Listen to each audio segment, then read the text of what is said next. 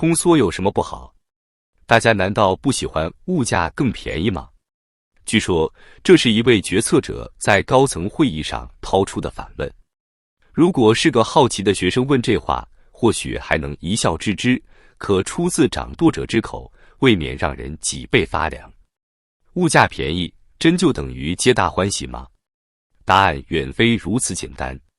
菜市场里，摊贩低声嘀咕：白菜1块5一斤，卖一天赚不到顿饭钱，这日子没法过了。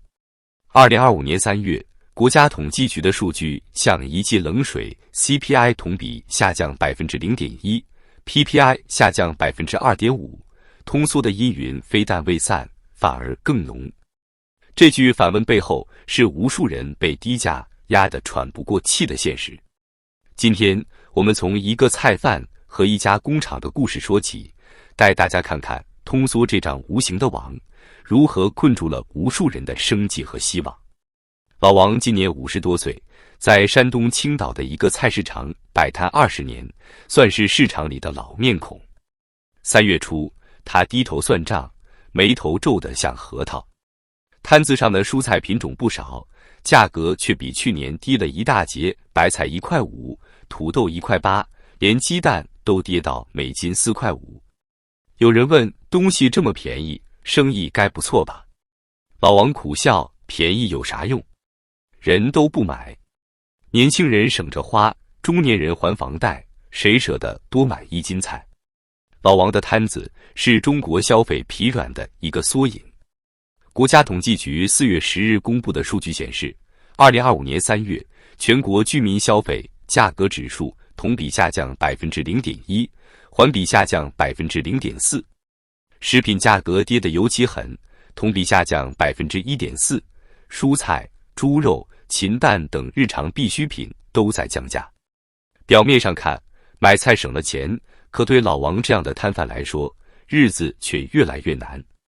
进货价低了，卖价更低，利润薄得像刀片，稍不留神就得亏本。更让老王发愁的是，他的女儿小丽在城里打工，月薪4000元，租房就花了一半。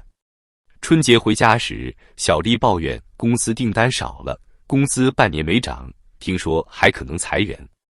她不敢买新衣服，连朋友聚会都推了，攒的钱全用来还信用卡。老王一家代表了无数普通家庭的现状，收入不涨，消费缩水，哪怕菜价再低，也不敢多花1分钱。如果说 CPI 的下跌锁住了菜市场的生机，那么生产者物价指数的持续低迷，则像一阵寒风，吹熄了工厂的炉火。我们再来看看广东东莞的小赵。小赵30出头，经营一家小型电子零件厂，生产手机充电线和耳机配件，主要出口到美国和欧洲。几年前，他的工厂靠着稳定订单，雇了50多个工人，日子红火。可最近，他却急得像热锅上的蚂蚁。3月份的订单比去年少了60%，小赵的声音里满是疲惫。美国客户说关税太高，成本压不下，宁愿去泰国买。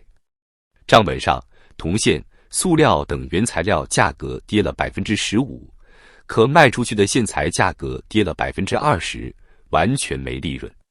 小赵的困境正是 PPI 下跌的真实写照。国家统计局数据显示，3月 PPI 同比下降 2.5%， 环比下降 0.4%， 降幅比2月的负 2.2% 还大。这意味着工厂的出货价格在持续下滑，而人工、租金等成本却没怎么降，企业被挤得喘不过气。更糟的是，外部环境的恶化让小赵的工厂雪上加霜。美国对华关税从 50% 加码到 145%， 还取消了小额包裹的关税豁免，征收 90% 的税。欧美市场几乎对小赵关上了门，他试着开发东南亚市场，可泰国和马来西亚的工厂价格更低，根本抢不过。小赵降过几次价，可同行也在打价格战，最后连工人工资都快发不下来。再撑3个月，撑不下去了就关厂。小赵说，言语间透着绝望。老王和小赵的故事只是通缩浪潮中的2个小剪影。3月的 CPI 和 PPI 数据揭示了一个更深层的问题：消费低迷和生产过剩正在双重挤压中国经济。先看 CPI， 3月 CPI 同比下降 0.1%， 虽然降幅比2月的负 0.7% 收窄，但连续负增长，说明消费端依然深陷通缩。食品价格的下跌尤为明显，猪肉同比跌了近 8%， 蔬菜和水果也普遍便宜。这对消费者来说似乎是好事，但对农民和摊贩却是灾难。农村地区的 CPI 下降了 0.3%， 比城市更严重。许多农民种1亩菜的收入还不够买种子，纷纷改行或弃田。城市里居民的消费能力也没好转。2024年，居民人均可支配收入增速仅 4.1%， 低于 GDP 增速。房贷、医疗和教育支出让人们捂紧了钱包。再看 PPI， 3月 PPI 同比下降 2.5%， 创下4个月来最大跌幅。工业品价格的持续走低，反映了产能过剩和需求不足的双重困境。以化工行业为例，塑料制品价格跌至近6年最低，库存却堆满了仓库。一位厂长说，现在宁愿低价甩卖，也不愿停产，停了机器，工人怎么办？这种恶性循环不仅拖垮了企业，也让上下游供应链陷入泥潭。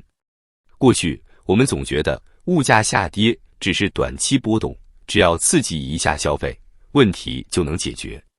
可现在的通缩却像一团乌云，久久不散。我认为背后有3重原因：家庭债务高企、出口市场萎缩、政策重心偏移。过去20年，房地产是中国家庭的钱罐子，但自2022年以来，房价持续下滑，许多城市跌幅超 25%。像老王这样的家庭，房子占了财富的大头，房价一跌，消费信心就像被抽了底。东方金城的分析师王清指出，2024年居民收入增速放缓，加上高额房贷，家庭储蓄率创下新高，消费品价格自然上不去。核心通胀率虽然回升到 0.5%， 但远低于健康水平，说明消费疲软是长期问题。中国经济高度依赖出口，但贸易战的加剧让这一支柱摇摇欲坠。美国的高关税让中国商品几乎被挤出市场，而欧洲和东南亚市场也被其他国家瓜分。凯投宏观的朱利安·埃文斯·普理查德警告，未来半年 PPI 可能继续下跌，因为企业为了清库存，只能进一步降价。全球大宗商品价格的波动也让原材料成本捉摸不定。小赵的工厂只是无数中小企业的缩影，他们面对的不仅是订单减少，还有生存的绝境。近年来，政府推出了不少刺激经济的措施，但多集中在基建和高科技领域。2024年，全国基建投资超 3.5 万亿元，可这些项目对消费的拉动却微乎其微。相比之下，针对居民的直接支持，比如减税或补贴，却少得可怜。法国外贸银行的吴卓英表示，财政支出过多用于扩大产能，而非提振需求，导致供过于求的矛盾加剧。像小赵的工厂生产的东西堆满仓库，却找不到买家。通缩的阴影不仅困住了老王的菜摊和小赵的工厂，也在悄然改变每个人的生活。对普通人来说，物价低了看似省钱，但收入不涨、就业不稳的现实，让消费变成奢侈品。国家统计局数据显示，2025年一季度，城镇失业率升至 5.4%， 青年失业率高达 14.8%。像小丽一样的年轻人，宁愿省吃俭用，也不愿多花一分，社会活力被一点点磨灭。对企业来说，通缩是更直接的威胁。PPI 的持续下跌，让利润被压到极限。许多中小企业像小赵的工厂一样，要么降价求存，要么关门大吉。2024年，全国工业企业利润同比下降 8.2%， 中小企业破产数量创下新高。而企业倒闭意味着工人失业，消费进一步萎缩，形成恶性循环。更长远的是对经济的伤害。通缩让企业不敢投资，银行不敢放贷，创新和转型的动力被扼杀。花旗银行预测，2025年中国 GDP 增速可能从 4.7% 下调至 4.3%， 高盛甚至认为可能跌破 4%。如果通缩持续，中国的经济结构可能面临更大危机。中美贸易战和关税战的铁幕已经让中国经济雪上加霜。这不仅让小赵这样的出口企业几乎无路可走，也让整个制造业陷入寒冬。美国的意图很明确，掐断中国商品的生命线，逼迫企业要么倒闭，要么转移到其他国家。可其他国家呢？越南、印度的低价竞争早已虎视眈眈，留给中国企业的市场空间小得可怜。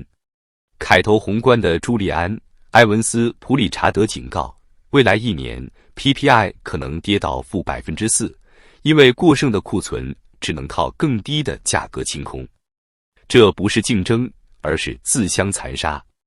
中美贸易战的高墙已经让中国经济无处可逃。今天的通缩不是挑战，而是警钟，通缩没那么好。